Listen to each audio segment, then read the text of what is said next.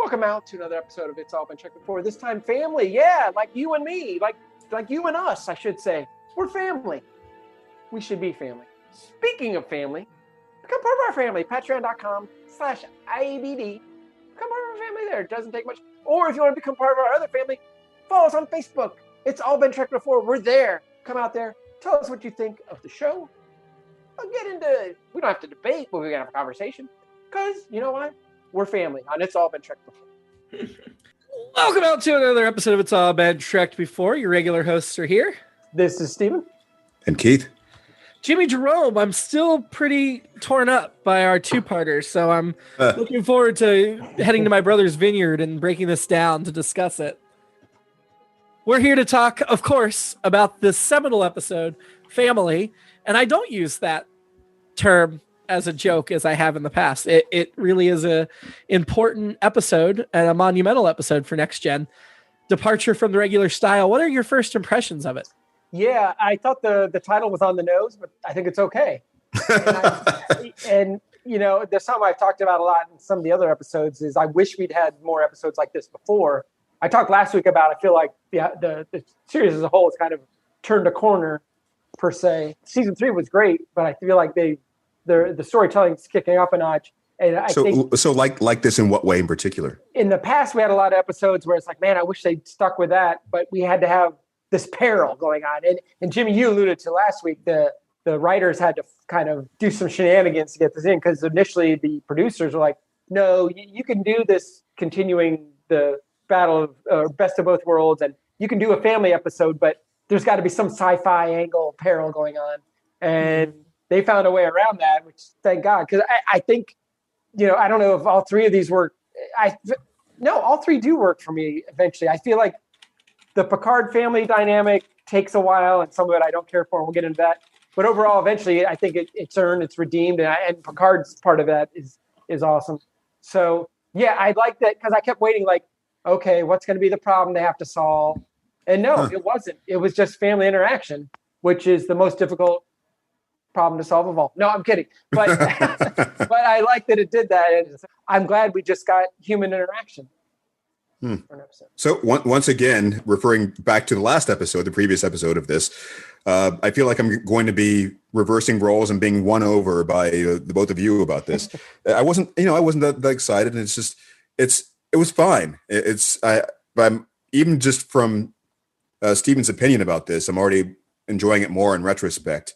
That's something that I hadn't noticed, actually, that they didn't force some sort of imminent danger to it. And that's remarkable for the series and, you know, for the format and everything, really. It's just, yeah, I mean, I guess it's something we needed more of as far as characterization. Sorry, I shouldn't have talked to you. I wanted to make a joke and then, but no, I missed it. I was just going to say they shouldn't have they didn't even try to force Data in it because Data's not in this episode. Oh, yeah. Wow. Yeah, didn't even notice, did you? No. No, well, I love this episode. So he can't be in it. Unless we count Lore. What's his name? Yeah, Lar. No, yeah, Lar. Yeah. Is that like Locutus? Yes. Wait, no, it is Lore. It is Lore, right? Oh my God. It is Lore, right? Lore. It is Lore, yes. Okay. Yeah, I love this episode. Absolutely loved it. Loved it the first time I saw it. Appreciate it so much more now with the perspective and everything that I have at this point. I always enjoyed Worf's parents. They're freaking adorable and nerdy, and I love them. Oh, yeah. And Picard's family situation has some cliche stuff to it, but there's some really moving parts of Picard's story, and his family dynamic does feel realistic, even if a bit cliche. Yeah. And even if the boy talks like he's from some Dickinson novel. And then the third part. Dickens or Dickinson? Dickens, you know what I meant. Okay. No, but there actually is another, like, you know. And then the C plot about Wesley and his father was very powerful too, but I'm glad that it wasn't any bigger than it was. Yeah. I'm glad it was this tiny little bit, but super relevant. Because we've been talking about that for 3 seasons, so I think we didn't need a lot of that. We got what we needed. Yep. Yeah, I mean, this episode it's got 3 great stories, the A, the B, and the tiny C. And that did wonders for my D. So Oh. Sorry, I had to go there. Let's start at the beginning of the episode. McKinley Station. What did you think of the design of McKinley Station? I wrote cool space dock. I thought it looked cool. Yeah. Yeah, I think that's the natural evolution of what we saw Kirk's Enterprise in back in the day. Yep. When you said dock, I started thinking of like you're actually saying like a doctor. So you're really saying, yeah, cool space, bro, or something. I was like, what? That's Dr. Spatchaman. Well, I did just watch The Shining. Spatchaman, that's it. Yeah, 30 Rock. I'm mispronouncing everything this week. One of the things is, to use one of Jimmy's phrase, one of the phrases, one of the things I bumped on was in that scene with Worf and Riker, when Worf ended that conversation with any human. I don't think that any human could understand this. Mm-hmm. Yeah, I wrote that down too, because I thought that was very rude. Worf started out this episode pretty gruff. To be fair, it was a surprise. He didn't know his parents were coming. I did find it super charming that when they were talking about, is it because they don't know that you're dishonored or whatever? I love that it wasn't that. He wasn't hiding it from them. He told them, but he didn't just tell them. He wrote them a letter because they correspond. Yeah. I thought that, first of all, is excellent. Yeah. And I enjoy that Worf embraces that, because Worf embraces these weird esoteric things that you don't expect, and it fit for the character for me. But I also really dug the part that he's completely honest with his adoptive parents, that he shares all of himself, and I think that's a testament to what good parents they were. Yeah, I thought that part definitely touched me the most, that if we call it the B storyline, that's the B. Yeah, him being, and I thought it was going to be the whole episode was gonna be like, I don't want you guys around, or whatever, that kind of thing. That would have sucked. Just the way they did it, the Guinan scene's great. It's Guinan being awesome again and dropping wisdom. And then Worf being, I'll call it sun-like. It was very touching. And it's one of those things, and I enjoy this every time we go to see my in-laws, that Colleen, my wife, she becomes a daughter. And it's not like her personality completely changes, but it does a little. I mean, she's the everything changes. And for Worf, for me watching Worf, it was very similar. Like, oh, he's being a son now, but a very loving son who loves these people. And yeah, I definitely teared up several times, even when the scenes he wasn't in with them. They were very effective. Both those, they were good actors. Theodore Bickel was the dad, who was in the Defiant Ones that we talked about on our special episodes, and we talked about with The Enemy last season. He was Oscar nominated for that show, or for that movie. So that was cool. He's also originated the role of Captain Von Trapp in The Sound of Music on Broadway. So he's been in a ton of things, but he was very effective. And the mom was great. She reminded me of an ex-girlfriend also, which is, and that ex-girlfriend's mother. But either way, again, it's another one of those things that I think, we've talked about Klingons versus Romulans and all that, but just Worf's character, the way he's been able to develop has been great, and even last week and every week, he's not just a Klingon. He's not just the random other guy. And I think that makes it nice. So because I think you covered like all of Worf's story, I want to go through all my Worf notes. Before we touch anything with Picard, let's just finish talking this plot. You mentioned Theodore Bickel. He, besides the Defiant Ones, he's also was in My Fair Lady and The African Queen and some other stuff. And then his mom was played by Georgia Brown, who's best known for Cheers. She played Madame Lazora in in 2 episodes. Yeah. And then she plays Helena Rosenko in 2 episodes. She comes back for a 2nd episode Next Gen. His father does not come back for a 2nd episode Next Gen, unfortunately. So it'll be nice. But she died in 1992. She is British, but she died, so she wouldn't have been able to come back past then.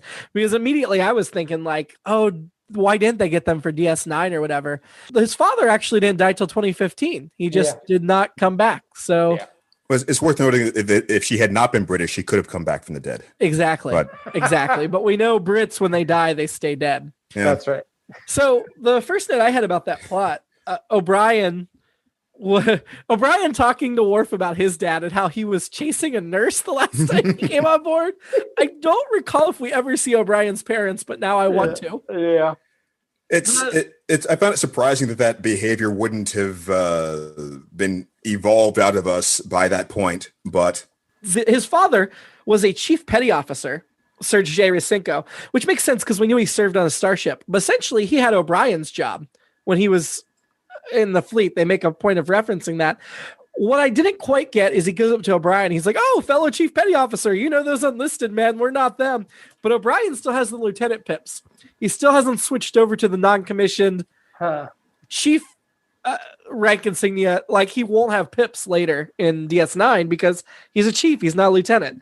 So I found that a little bit off. I feel like they just hadn't decided how to do that with rank yet. Can you, I'm sorry. I mean, for me not being as familiar with military protocol as that, I mean, it's just what's the distinction there as far as chief and or even non-com? I mean, I've heard the term many times. It's just the non-commissioned officers like O'Brien and Sergi. Although O'Brien, I guess his backstory is he was a commissioned officer at one point, and then decided not to be. Were basically like civilians they hired in to do jobs. They never went through Starfleet Academy. They didn't go through They're civilians that have been hired to do some of the engineering work or the security work or whatever. Contractors. They're basically contractors.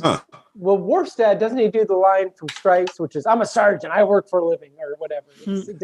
Yeah, he said something like that. Which is, he served on an Excelsior class ship, the Intrepid, which I thought was kind of cool little detail.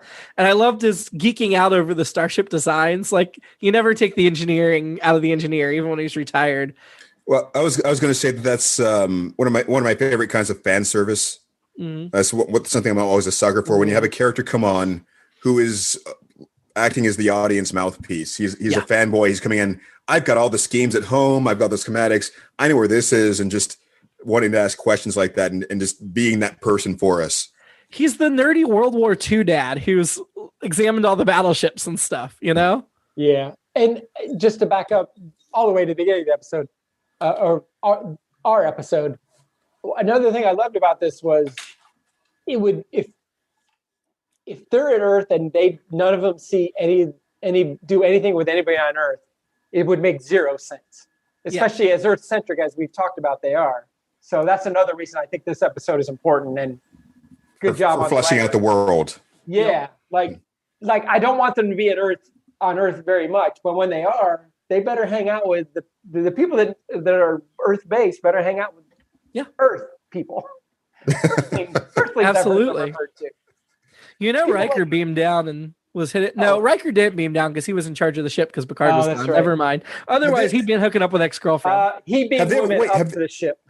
Have they ever really talked about Riker's Earth background? I mean, it doesn't seem like they get into many other of the human characters as far as what their lives are like on Earth. He was raised in Alaska by his single father. Yeah. Okay.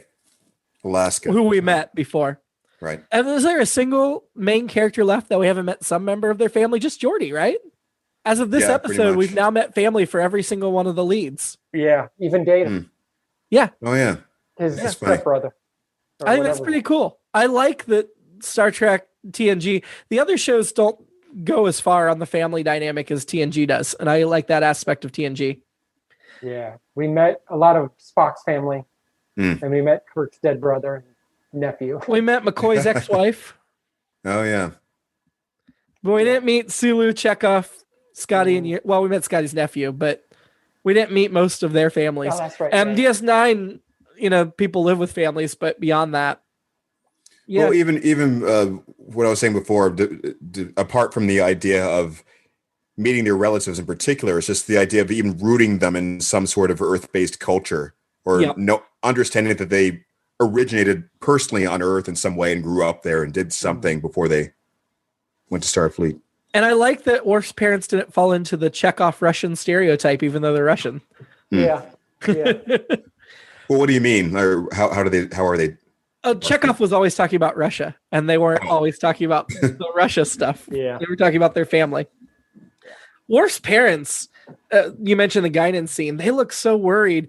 And I love that undercurrent that yeah, they came because they want to see their son, but they're also deeply, deeply concerned about this dishonorment and how it's affecting him. But they also know their son well enough that they can't just come out and approach it directly. Yeah. So I really enjoy the way that they do go behind his back a little bit, but just because they want to make sure he's okay. Yeah, and that's one of those I talk a lot about. Oh, there's some secret we're going to find out. You know, the super galactic guy last season. That it's like, all right, but this one, I thought this one was almost great because the payoff wasn't a huge thing, but it was a thing that resonated. Yeah, that they were worried about their son, and that's something that's, for lack of a better term, universal. Yeah, exactly. Galactic. Image of that too. And so I loved it. I thought it was great. I thought, I thought it earned it. And again, having several stories rotating, I thought it earned it, and it was a good enough quote unquote mystery that I was like, okay, all right, you earned it, and it paid off, and that was great. And Guinan called back the prune juice, which was great. Yes. And I love the visual of imagining Worf's mother cooking that Klingon food that they wanted to eat, but they cooked it for him. That was great too.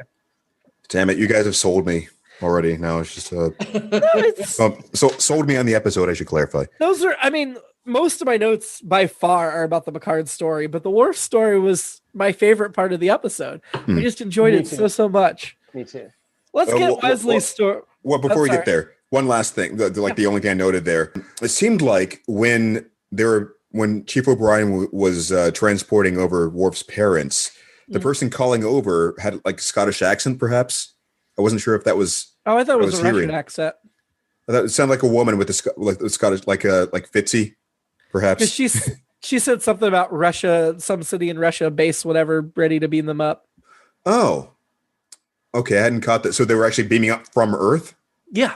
Wait a minute. All right. So this is I guess something that I hadn't really gotten into when I was wondering about the human backgrounds, or when they point these things out. Underpinning that was my assumption that there are human colonies spread out to other planets. So that's why it seemed important to me to specify whether or not they actually grew up on Earth, or to what extent they were Earth based. So let's get the Wesley plot out of the way here. I only got like 2 notes. The Jack Crusher box that Beverly received, I was like, man, Amazon's 2-day shipping really has slowed down. Either that or the post office has been defunded a bunch. Because he died forever ago. Well, they knew it. That's they knew that was going to have to the post office back when they wrote this. No, I mean, they mentioned it was in storage, and she then called for it. So that made sense, which was kind of interesting. And then they had the tape, and again, that is something that's almost cliche, like the dead father made the tape. But at the same time, it's nice for Wesley to get that chance. I thought her feelings about it were authentic. That she was worried what it would do to Wesley to see it, even though she didn't think he'd say anything bad. Right. It was weird that Jack Crusher was played by such a young man that didn't look much older than Wesley, Brian Stewart, even though it makes sense. And this is the only, Brian Stewart was not. Doug Wirt was the actor. He's best known for Stargate SG-1 and playing Jack Crusher in Next Gen. So he doesn't have a ton of credits, but he will play Jack Crusher in 3 episodes, this being the first one. And is Jack Crusher the guy that Tom Cruise played in those movies? I think you're thinking Reacher. Oh, Jack that's Reacher. it. Okay. No, yeah, we're going to see him a couple more times, but it makes sense because he was young when Wesley died, and it's hard to think about that. But I liked the things he said. It wasn't too over the top about what you'll think of me and whatever, but also the stuff about, I'm sure you'll know by now. I'm sure I've been with you all these years. Man, that hurts you. Yeah, Wesley reaching out at the end, was that to signify he lost track that he was in a holodeck? I don't know if lost track's the right word, but he was definitely caught up in the moment. I was torn about that detail. I mean, it is a holodeck. It didn't need to like vanish immediately. Right. It's possible that it could have been like a tactile. I don't think humanoid. I don't think it was recorded that way. I think it was more of a message, and they just played it in the holodeck. Yeah, there's that aspect too. I wrote, holodeck, but he's going to take over. And then Wesley's dad goes crazy and tries to kill him. Classic holodeck episode. The undertone of that was I also agreed that I appreciate the young version of the father in that sense. It made sense that he would have done something like that. That he would have recorded a message like that. Not that he was on some random mission and he was the exact age he would have been, thinking, I'm about to die if I do this. So Here we go. This is more. Here's to my infant son. I like the wording of that phrase you were referring to. The idea that he wasn't going to be around. Yeah. Perhaps, even though that's that's what he expressed it. We've had this relationship all these years, but I still think that we wouldn't have been close enough. So it was conveniently prophetic, but just for the ways that he didn't imagine at the time. So the thing that I noted was that I like the casting that sort of almost, looked like Wesley, the actor they had there. And what I noted was I wish they had just taken the shortcut and put Wesley in a mustache.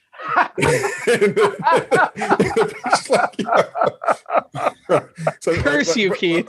Like age makeup or something. Just like a little. This episode would go down 6 spots for me in the rankings if they did that. Just like a couple of gray streaks right here, like the Reed Richards.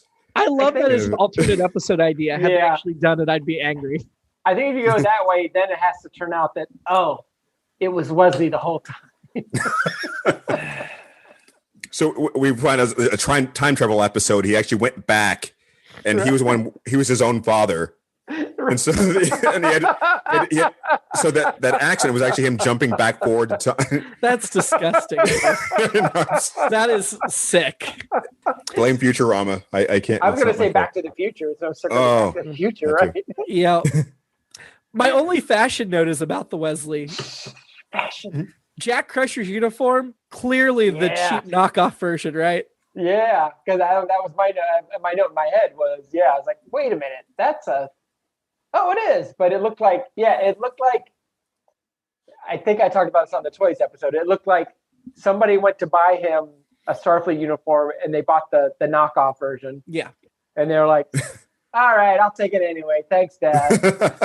I mean, I think we've mentioned this in past episodes with the Enterprise C, but this was like 20 years ago, right? The Star Trek 2 through 6 were like 70 years ago. Right. Did they wear those same uniforms for 50-some years? Right. Because from Next Gen to DS9 to Voyager, we see like 4 different uniforms. They keep changing them. Do you chalk that up to just retconning? Do you chalk that up to the costume department trying to earn their keep? Does it bother you when they do things like that?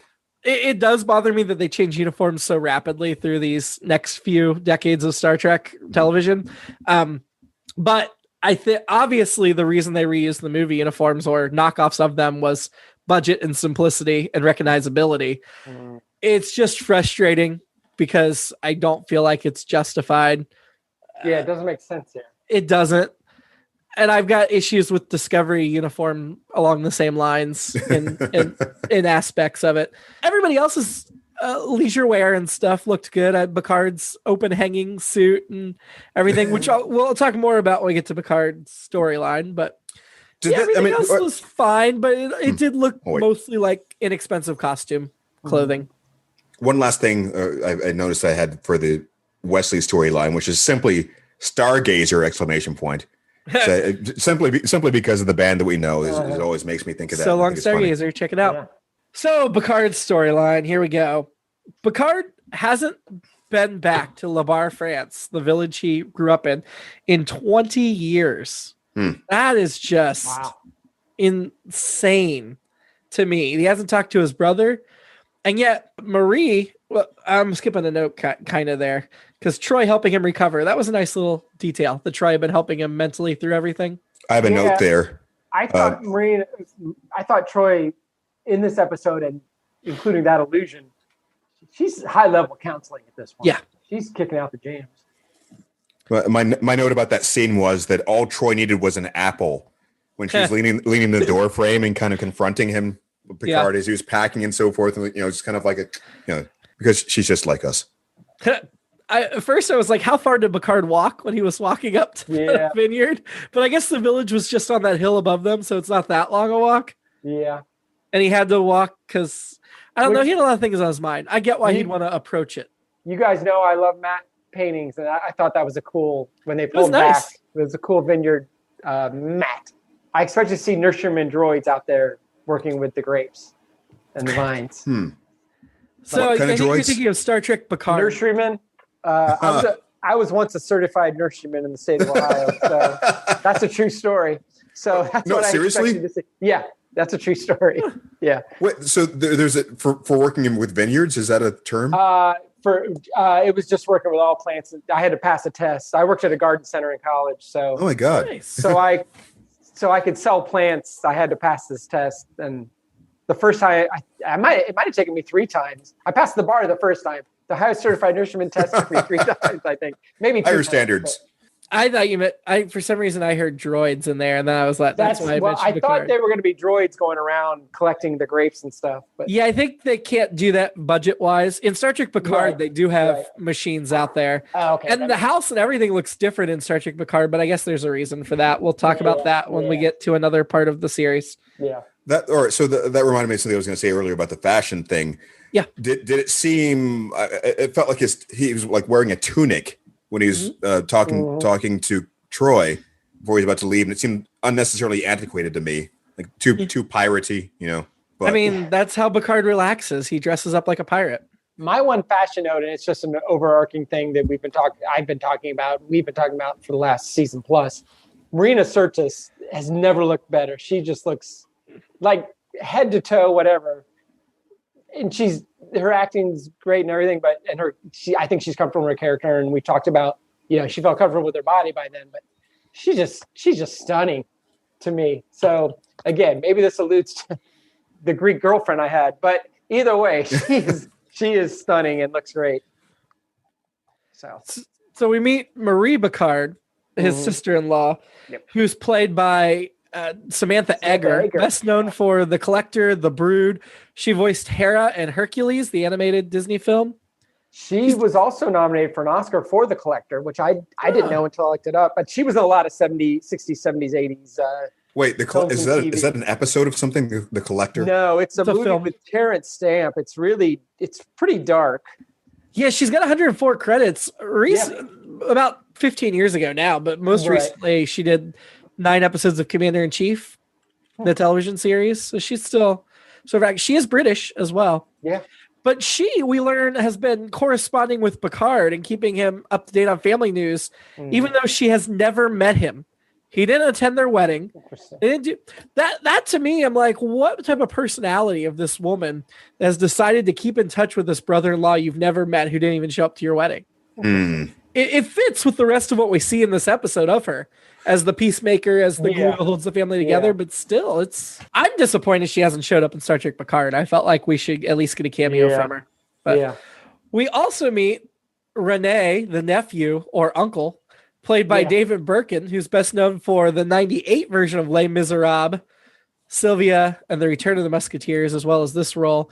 It looks like he's still an active working actor, but doesn't have a picture on IMDb or anything. So I did like the uncle nephew bit for whatever reason. That was cute. Yeah.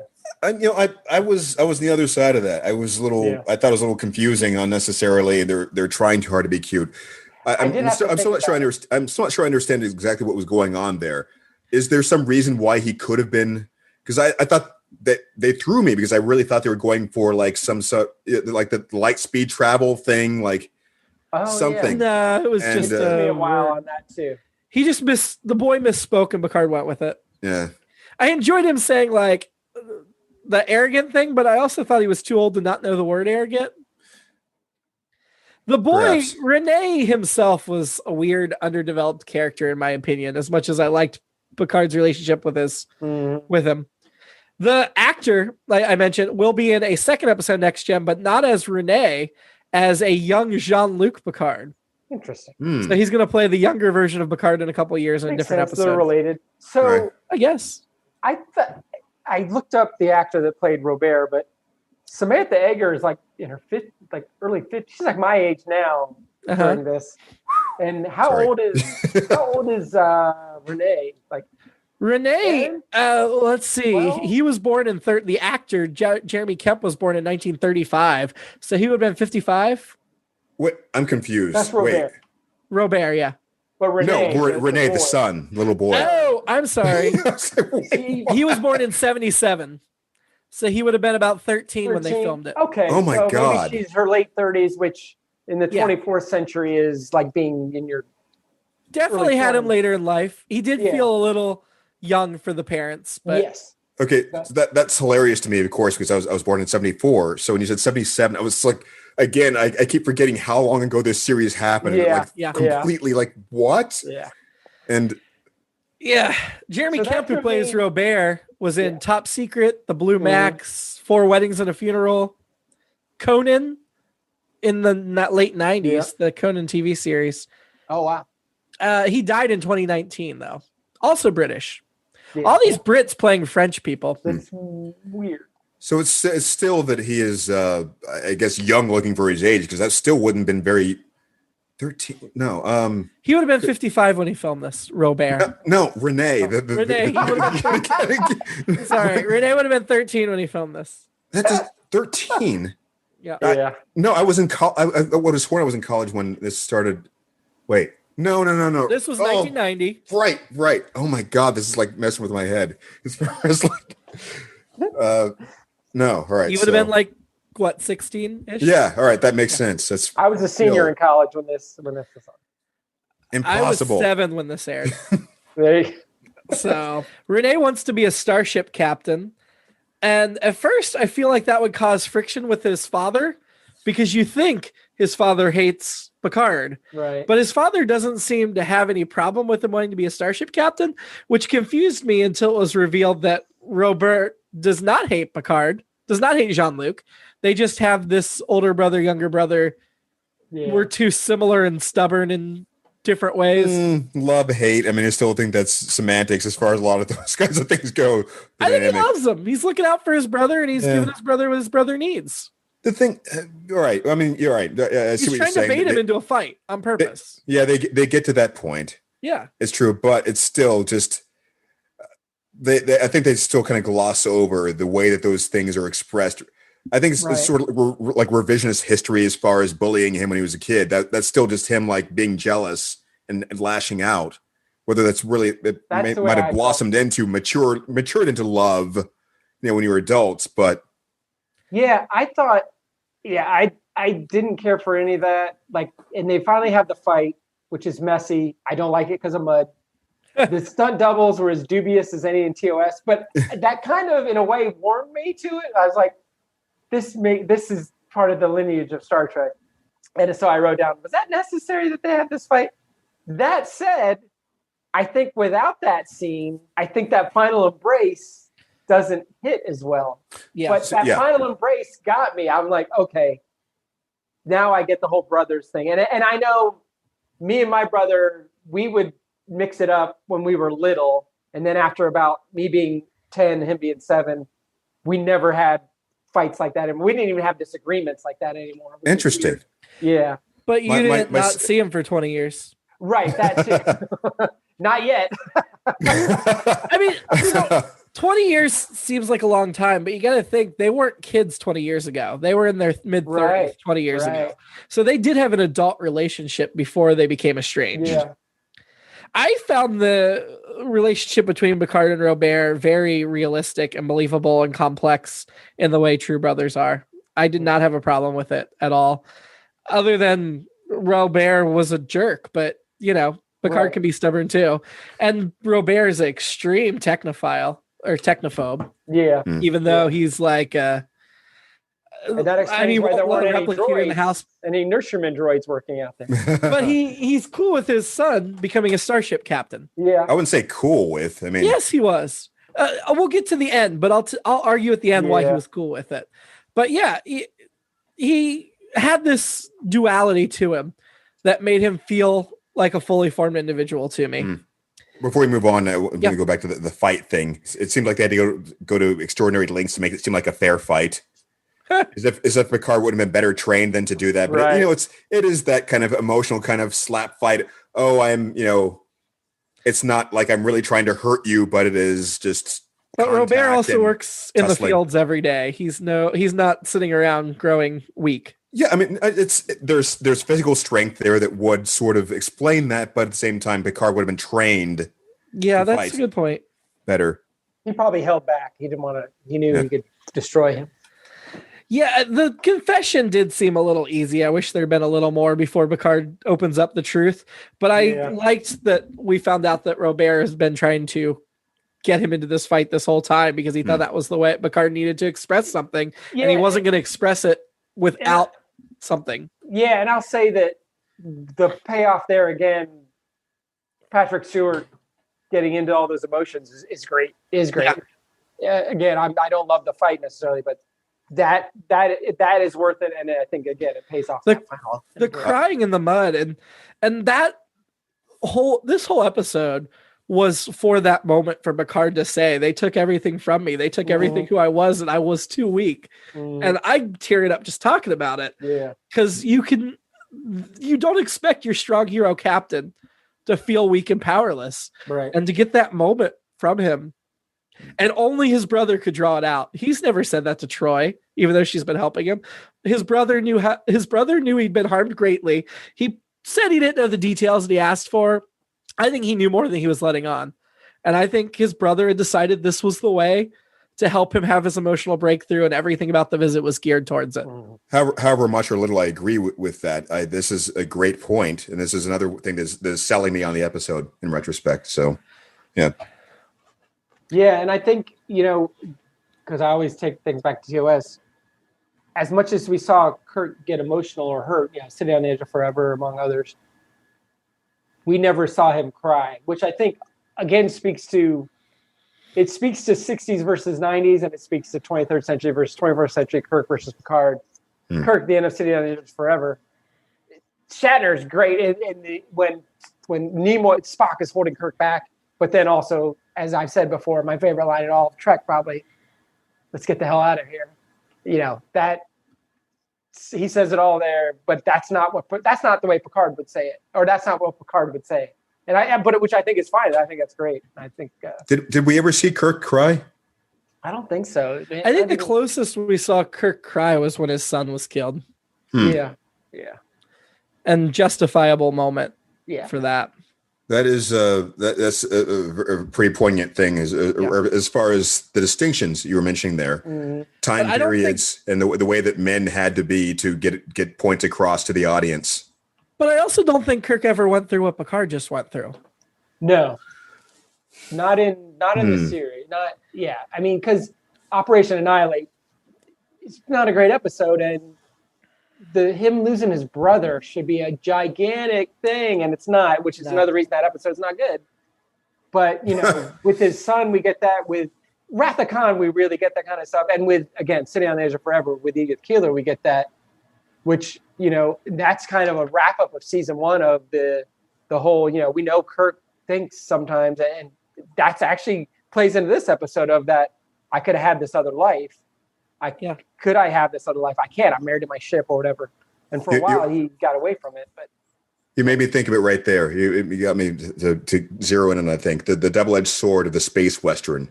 You have that ultra manly character that can't show that kind of emotion for the kind of things that they were trying to get across throughout that entire series. Yeah. But that same lack of vulnerability they can show means they couldn't have been compromised to the extent that would warrant that type of emotion. He couldn't have been violated to the extent because he's super Kirk, and he can't be, like some of the novels. I think maybe you get there, but that's just a different thing. We're all talking altogether. We're talking about. But, this might be my favorite Picard moment in the series thus far. Honestly, I'm so glad they fought for this episode just for that moment. Mm-hmm. Everything. Yeah, and again, like I said, I didn't like that whole story. Well, I shouldn't say I didn't like it because I love Samantha Eggar. Her character's great, and then it does pay off, and it's earned because of this episode, the work they did in this episode, but the previous episodes as well. I think that speaks to why I almost overlooked this, because it seemed so tropey to me up to that point. Yeah. And I started to kind of check out, and I didn't really go back and think about things in that way. It was just that kind of, here's the estranged brother coming home and this whole thing. And, it's like, oh, okay, fine. But it was important in the context of what was for the series, for the time, for, the groundbreaking aspect of what was happening. When Picard not wanting the parade and not wanting the key to the city, I think those were clues of just how far. I think he would have humored those things normally. They may not have been his favorite thing that he sought out, but at the moment when he's feeling at his lowest and feeling like he deserves praise the least, this would be painful to him to go through. When Picard's talking to the other guy about possibly doing, and again, that goes to that same thing of, hey, this is another life, and he considers it. Again, that's a great. That goes back to TOS and Kirk considering another life, although he never got this far, I don't think. But I thought that was really cool. But I think it's the other guy he's talking to says hydroponics are dull. Yeah. Are hydroponics the things you get at waterbeds and stuff? No, but I like it. Are they not? What do you get? Isn't that? Well, I mean, are you serious? I mean, it's it's a botanical technique, as far as I understand. It's just using water instead of soil, essentially, to grow a plant. Yeah, that's what they sell at waterbeds and stuff. Well, the equipment to do that, I suppose. Hey, so I'm a former Ohio certified nurseman. I know what I'm talking about. So his friend Lewis, played by Dennis Cregan, also British, best known for Superman 4, The Quest for Peace, as well as The Thomas Crown Affair and Dark Skies. He looks super familiar, but when I looked at his credits, it didn't ring a bell. He hasn't been active in 20 years. This was his only Trek credit. He's still in space right now. He couldn't pass up that captainship. He's going to come back any second. Now I'm just sorry. Yeah, the Atlantis project that he was offering. First of all, that project sounded hella cool. Raising a new subcontinent. Mm-hmm. That sounded so awesome. But yeah, I think Picard could have sunk his teeth into that. I think he could be good at that. And that's my alternate episode, is that he goes down that other career path, because I think he is tempted by it. Mm-hmm. I think the part that sends him back is not only that he knows he belongs on the Enterprise, but also he's not going to let the Borg win. Right. But at the same time, all things being equal, I could see him taking a job like that. And eventually in Star Trek Picard, we will get to see Picard in a life beyond Starfleet. Starfleet's not what he does till the day he dies. Mm-hmm. So unlike Kirk, who you just know is going to die on a starship, and he basically does, Picard feels like one day he will retire, and he eventually does. Yeah.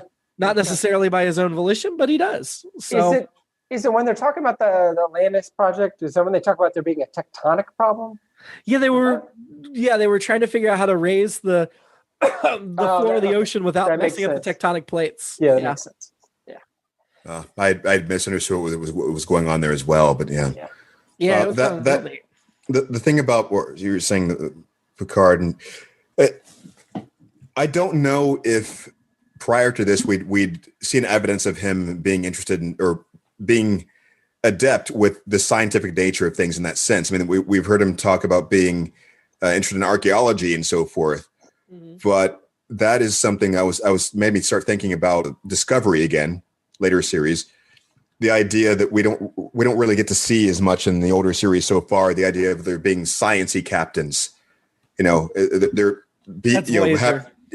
involved in other disciplines other than just pure like military command and combat, and it's. So the reason I bought it for Picard is I don't think he's going to know everything scientifically, but I think he can use the science stuff he's experienced on the starship duty to give him some insight of some general ideas, and somebody else will worry about the details. And he's got the leadership skills. So that's why I bought it as a believable job prospect for him without him being a full-fledged scientist. Yeah. The goodbye between Picard and Robert was really touching. Yeah, it was. Like I said, that made the rest of it worth it to me.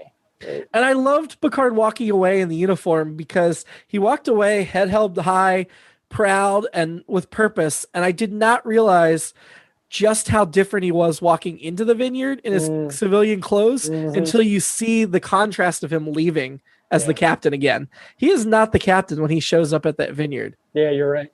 And he finds himself and goes back to who he was. Yeah. Such a great moment. Mm-hmm. So there's something we passed. I forgot to point out a little joke of mine, I guess.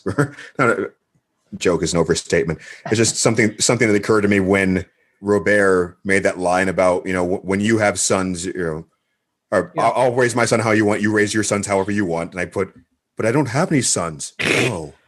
We will eventually explore that's a regret of Picard's life that he didn't have children. So even though he doesn't really like children, he says he doesn't like children, but he's not bad with them when he's forced to be with them. Right.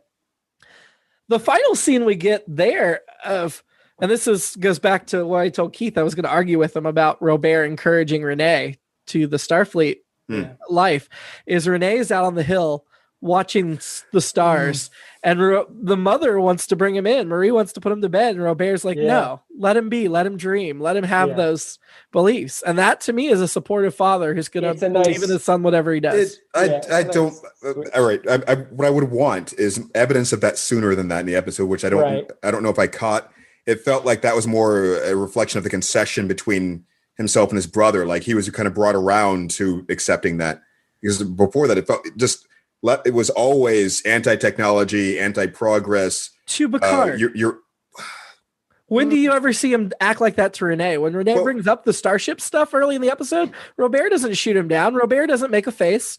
Robert does nothing to indicate he's displeased. And I think if he was truly like that with Renee, when Renee starts talking about his essay of being a Starfleet ship captain, we would have seen that from Robert. No, I think he's that's different than, not wanting to be cruel to your child is different than what you actually believe, or outwardly so, because the wife even mentioned how old that argument was about the technology as far as the replicators and everything else. We saw the way he talked to Picard, even though you could argue that was for the purpose of trolling him to get him to express himself. Right.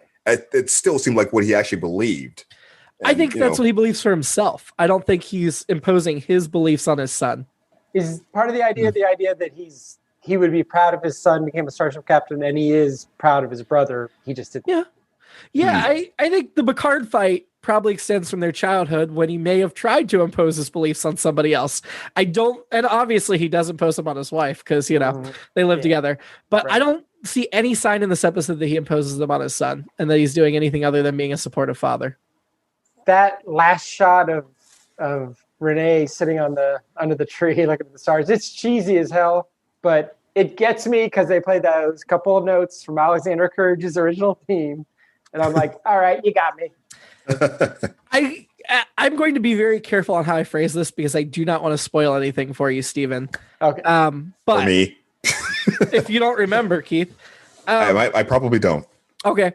So we will find out definitively one way or the other if Renee does become a starship captain and what his life leads to. That's so much. With that knowledge in my head, that scene really hit home for me. Yeah. This moment of this childhood, because I know how it ends. I know what the ultimate result is. Again, that's not something that would have ever impacted when this episode originally aired. But now having that knowledge that will come later in the canon, it made that scene hit harder. And again, hearing that original theme just makes me think of all the people that the original show inspired, and TNG as well. But again, it's kind of a cheesy thing, but you know what? It's legit, and I don't apologize for it. Yeah. So, and I don't have to anybody. Also, on the subject of spoiling things in the future and so on. Yeah. Full disclosure, and Marianne has pointed this out to me on many occasions, that my memory is now bad enough where usually by the time I get to it, I will have managed to forget. I'll go ahead and tell you about Renee. No. I'm kidding. I can attest that, especially for like Discovery, I'll get to something happening and I go, oh, wait a minute. Jimmy did tell me about that, but I managed to forget right before it happened. It's like, okay, now we're here. And so, fine. My alternate episode is Picard takes the Atlantis job. Again, I don't want to lose Patrick Stewart from the series, but I feel like that would have been a totally justified plot point at this juncture. I'd watch that series for that matter. Yeah. That'd be cool. Absolutely. Mine was, and I decided this very early on, was Everybody Loves Worf. The way his parents were, I wanted to meet the rest of the family. And so Everybody Loves Worf in the sense of Everybody Loves Raymond. Love it. Yeah, I'm not even sure how I want to comment on that exactly as far as the whole dynamic there with Worf. But I can attest to just the idea of being uncomfortable when certain worlds like that collide. Yeah. I have been reminded over and over again that my parents really don't get my sense of humor. they probably never have for most of my life. And so it just makes me really uncomfortable when certain kinds of things come up and come together. And I can imagine, I've had little glimpses here and there of them visiting me in different environments and workplaces. And just like, this is not supposed to be happening. This is not working out well. Mm-hmm. And at some point you have to either, there's something to be gained from it. I mean, no matter how awkward or bad you feel about it, there's still the idea that, they care enough to do something like that. And that's still something helpful. Yeah. And still, it's like, but sorry, moving on. No, that's legit. The episode was directed by Les Landau, one of our favorite directors, based in part on a premise by Suzanne Lambden and Brian Stewart, who don't have any other IMDb credits. Interesting. The episode was written by Ronald D. Moore, who we've talked about. Mm-hmm. Big Trek name. Yep. Thought it was excellent. Scale of 1 to 10, how annoying was Wesley this week? 1. Was he in it? We talked about his whole C plot. Oh my God. My memory at work. It just, I thought he was fine. Split off. Yeah. No, that was, I give him a 1 as well. I mean, what else could you do in that moment? Right. That was, moving. Who was your annoyance of the episode? Mine's Robert, not surprisingly. Of course. Right there. Both of you are choosing Robert? Yeah. I'm choosing Renee because I don't think a 13-year-old should not know the word arrogant and should mix up uncle and nephew and talk with a Dickens accent when nobody else in his family does. Couple things about that. Want First, some more. Was he supposed to be 13 in the episode?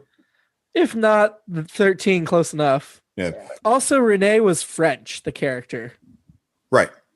Well, no. All right. See, that's the thing. Yeah, they grew up in France. This is one of the high level concepts I wrestle with, and when you think about the idea of how you are adapting something, the idea when, especially like, for example, a Disney movie, you have something taking place like Aladdin. You have this taking place in this foreign country, and it's being presented in English for the audience. Sure. There really makes no sense to present it with an accent because supposedly this is just being translated to us like in a universal translator.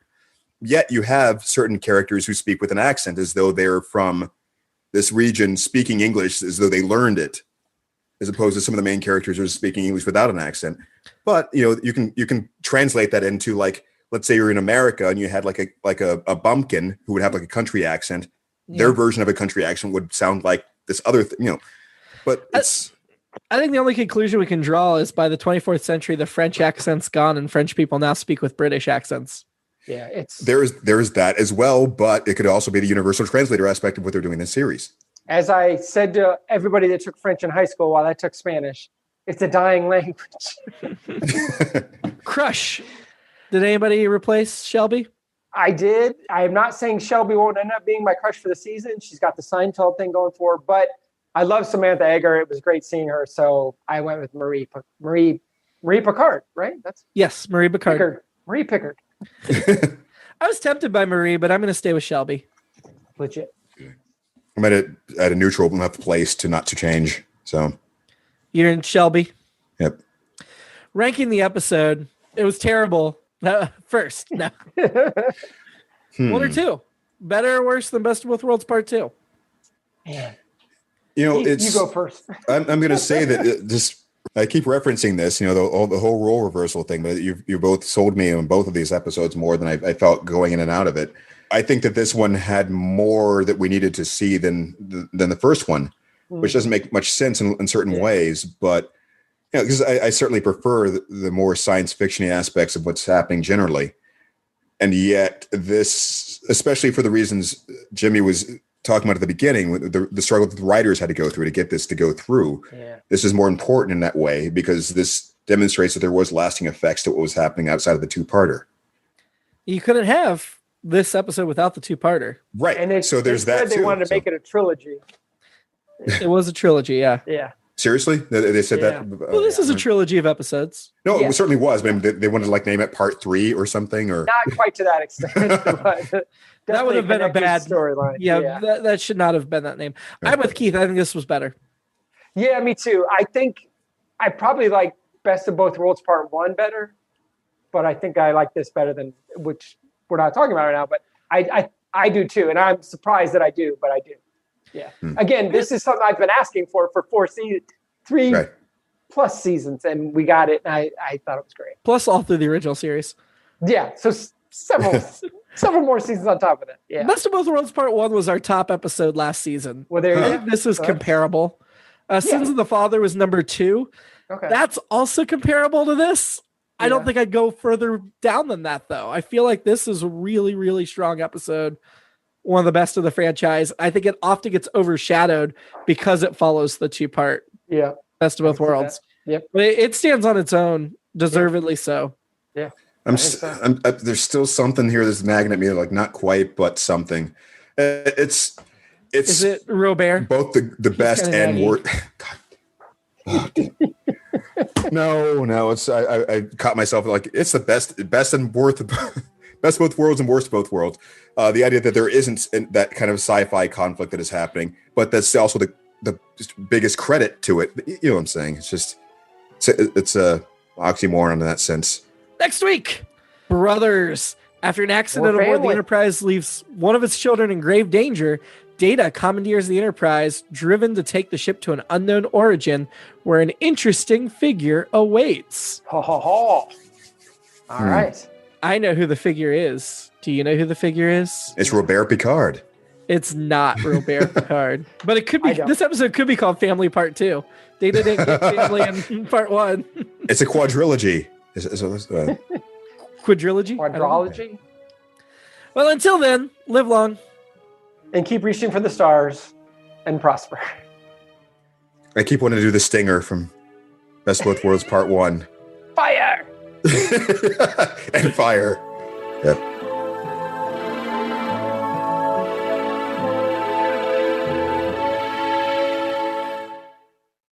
It's All Been Done presents Who's Got the Time?